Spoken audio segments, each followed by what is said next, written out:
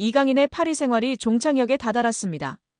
챔피언스리그 우승을 거머쥔 파리 생제르맹이 선수단을 개편할 것으로 점쳐지면서 확실한 2명의 방출 명단을 공개했습니다. 프랑스 매체 최고의 공신력을 인정받는 프랑스 레퀴프는 PSG가 이강인 곤살로 하무스의 올여름 이적을 허용했다. 두 선수 모두 이번 시즌 출전 시간 적었다. 이강인은 공식 45경기에 출전했으나 선발이 제한적이었다.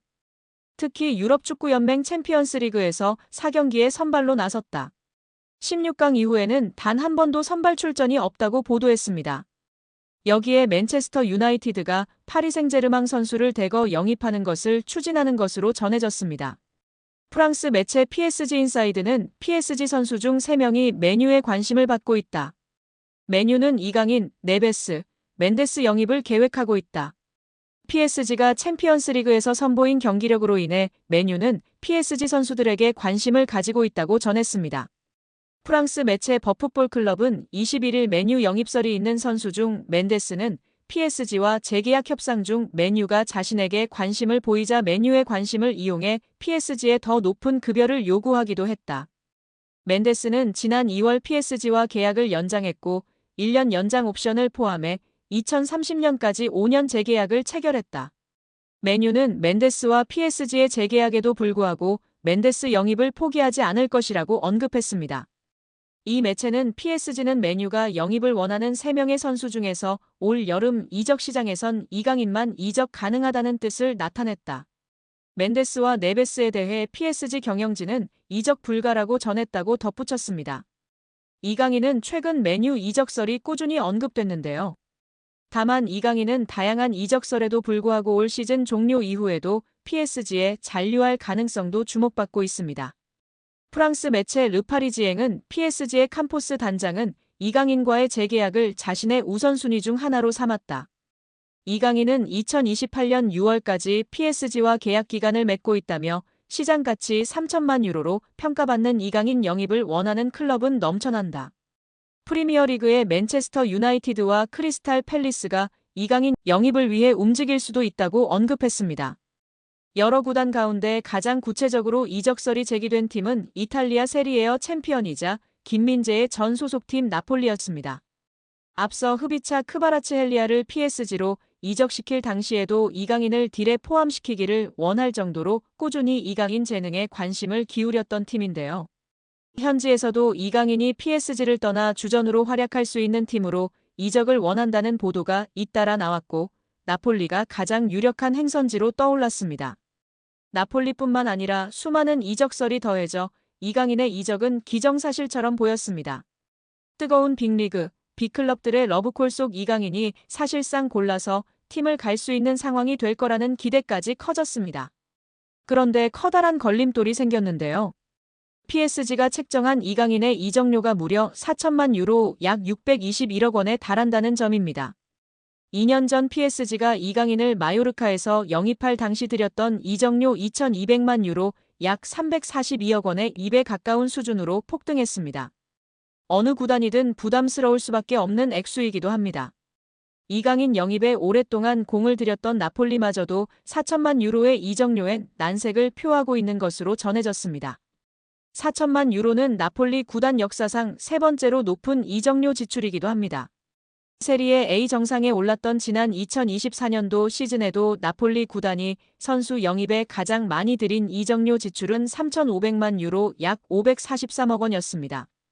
나폴리뿐만 아니라 다른 구단들 역시도 부담 없이 결정을 내릴 수준의 이적료가 아닙니다. 우선 나폴리와 PSG 구단 사이에 협상 테이블이 차려지겠지만 PSG는 급할 이유가 없습니다. 아직 이강인과 계약이 3년이나 남은 만큼 이적이 쉽지 않다면 헐값 이적 대신 요긴한 로테이션 자원으로 이강인과 동행을 이어갈 수도 있습니다. 루이스 엘리케 PSG 감독도 이미 이강인을 측면 공격수나 중원, 심지어 제로톱 역할까지 맡기며 다양한 포지션으로 기용한 바 있습니다. 백업 역할을 맡기기에 더 없는 존재입니다. 푸실도 이강인의 높은 이적료가 나폴리 이적에 큰 걸림돌이 될 것으로 보고 있는데요. 매체는 당초 PSG는 이강인의 이적에 반대했지만 이제는 이강인이 떠날 가능성을 열어뒀다. 문제는 PSG가 이강인의 이적료를 과도하게 요구하고 있다는 점이라고 지적했습니다. PSG 구단이 과도하게 책정된 이강인의 이적료를 낮추지 않는다면 이강인의 PSG 탈출은 예상 외로 쉽지 않을 거라는 전망입니다. 한국 축구에서 학명으로 가장 두드러진 인물이 바로 지금 이 시끄러운 와중에 축구 대표팀 감독을 맡은 홍명보 감독입니다. 박종환 감독이 대표팀을 이끌던 1995년 한국팀은 코리아컵 준결승전에서 예선에서 쉽게 승리했던 잠비아에 패했습니다. 그런데 이 경기 전날 박 감독의 억압적이고 비인격적 훈련에 불만을 품고 있던 홍명보, 황선홍 등 주전 선수들이 경기 전날 술집에서 대취할 정도로 술을 마신 사실이 언론에 보도가 돼 난리가 났습니다. 그래서 홍명보 선수 등은 징계 위기에 처했는데 이들은 그 제보자로 박 감독을 꼽았고 언젠가 안 갚음하리라 맹세했다고 합니다. 다음해 아시안컵 8강대 이란전에서 한국은 6대2로 참패하였습니다. 유례를 찾기 힘든 처참한 패배입니다. 특히 전반에 2대1로 앞서고 있었는데 휴식 시간 라커룸에서 무슨 일이 있었는지 후반에만 연속으로 5골을 먹은 것입니다. 당사자들은 부인하지만 이 사건은 축구계뿐 아니라 축구팬들도 의혹을 거두지 않고 있습니다. 박 감독은 결국 감독에서 물러났고 당시를 회상하며 자살까지도 생각했을 만큼 개인적으로도 충격이 컸다고 했습니다. 한국이 참패를 당하자 국내 언론들은 11회를 이끌고 있는 홍명보가 태업을 이끌었다. 박종환 감독을 끌어내리기 위해 선수들이 태업을 했다라는 등의 뒷말들이 나돌기는 했지만 끝내 참패 원인의 진실은 밝혀지지 않았습니다. 당시 한 언론은 홍명보 선수가 과학적이고 체계적으로 지도하는 감독을 원한다며 스파르타식 훈련을 고집하는 박종환 감독에게 노골적인 반기를 들었지만 누구보다도 체계적으로 지도했던 아나톨리 비쇼베츠 전 감독에게도 노골적인 불만을 터뜨렸다고 전했습니다. 조중현 당시 KBS 해설위원조차 홍명보가 선수로서의 본분을 망각한 것 같다.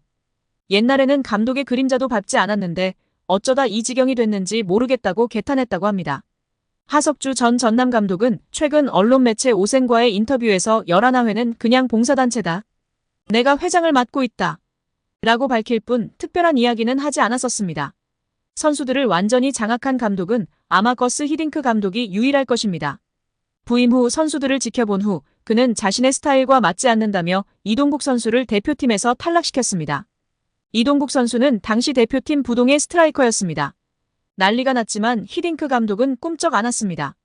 이동국 선수가 한 방에 날아가는 것을 보고 당시 건방이 하늘을 찌르던 대표팀 선수들은 정신을 번쩍 차렸습니다. 긴 머리 휘날리던 테리우스 안정환 선수는 머리를 자르고 뽀글이 파마를 하고 트레이닝 센터에 나타났습니다.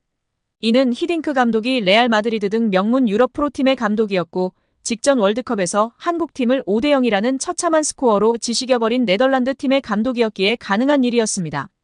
그런데 지금 월클 반열에 오른 손흥민과 차기 월클 이강인, 바이에른 민헨의 김민재 등이 즐비한 한국 대표팀입니다.